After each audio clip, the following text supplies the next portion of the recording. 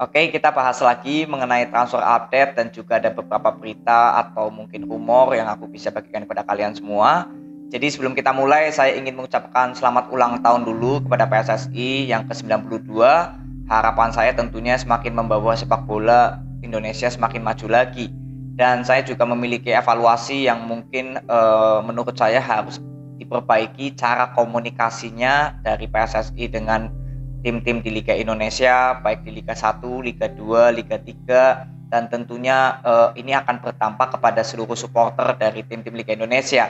Jadi intinya komunikasinya harus lebih terbuka, apa yang terjadi, apa yang sedang direncanakan oleh PSSI, semoga semuanya terbuka, dipublish di Instagram resminya atau di website resmi dari PSSI ya. Ini harapan saya untuk PSSI ke depannya.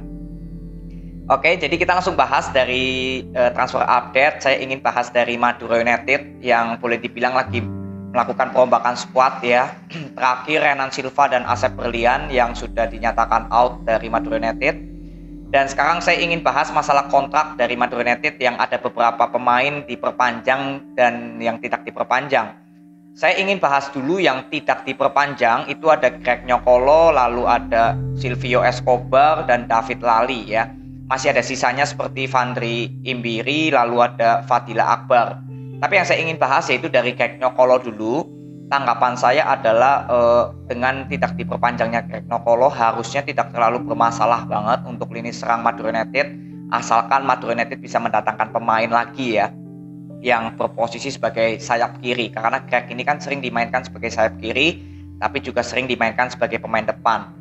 Jadi perform dari Greg Nyokolo kalau yang saya lihat bersama Madura United ini sudah turun. Berapa kali saya sudah lihat membawa bolanya juga sudah mulai lambat, lalu sering salah skill individunya juga berapa kali susah untuk melewati ya. Ini saya lihat karena memang speed dan acceleration dari Greg Nyokolo sudah habis menurut saya. Jadi untuk tidak diperpanjangnya Greg, saya kira tidak terlalu berdampak banget untuk kedalaman squad dari Madura United. Tapi tentunya Madura United harus mencari pemain pengganti lagi ya untuk menjadi sayap kiri atau di sayap kanan.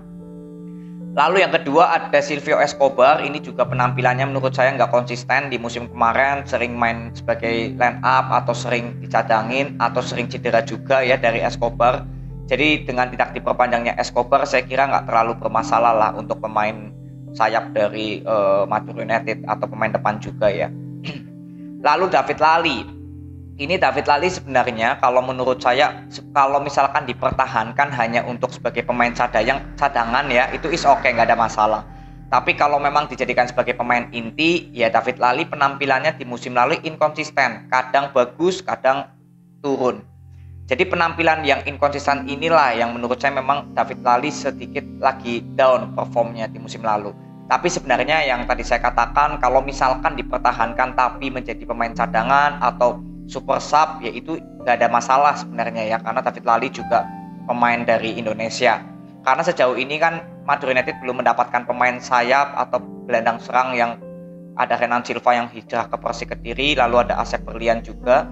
Jadi kita masih tunggu pemain-pemain yang boleh dibilang keluar, harus mencari pemain yang datang juga dan tentunya kualitasnya yang saya harapkan bisa di atasnya ya, agar kedalaman skuad dari Madura United di musim depan lebih garang lagi.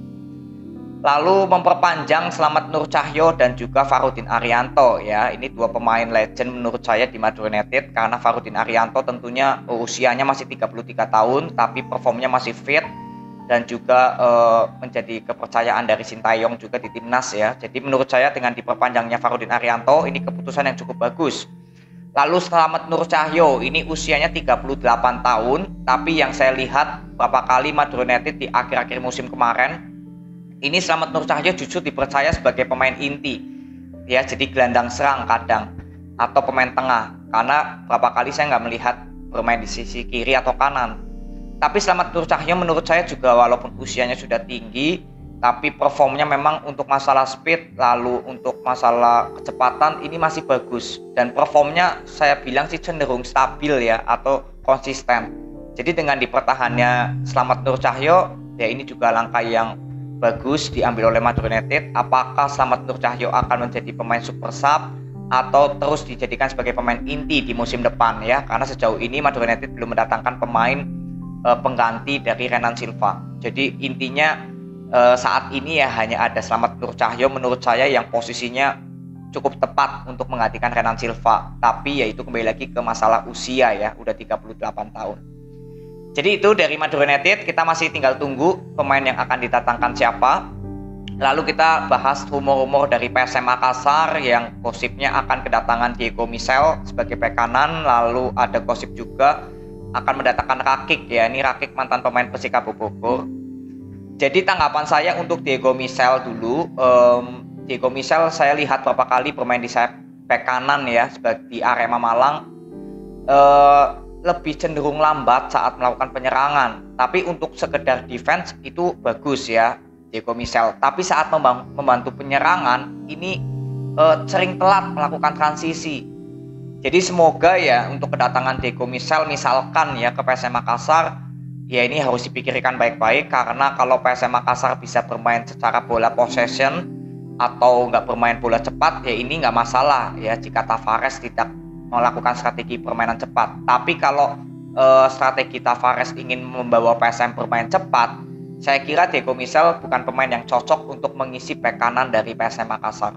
Ya, jadi ini tergantung dari strategi Tavares, cocok enggaknya Diego Michel bermain untuk PSM Makassar. Tapi untuk pengalaman ya itu cukup luar biasa lah ya, tidak perlu dibahas lagi. Tapi kalau untuk secara perform ya tadi itu yang saya ingin bahas. Lalu Alexander Rakik ya, ini bermain bersama Persikabo Bogor kalau nggak salah sebelumnya. Saya juga sudah melihat permainannya cukup bagus. Alexander Rakik beberapa kali bisa menjadi sektor gol untuk Persikabo Bogor ya. Kalau nggak salah Persikabo Bogor atau mana gitu saya lupa. Tapi intinya saya sudah beberapa kali lihat permainannya Rakik juga positioningnya itu bagus.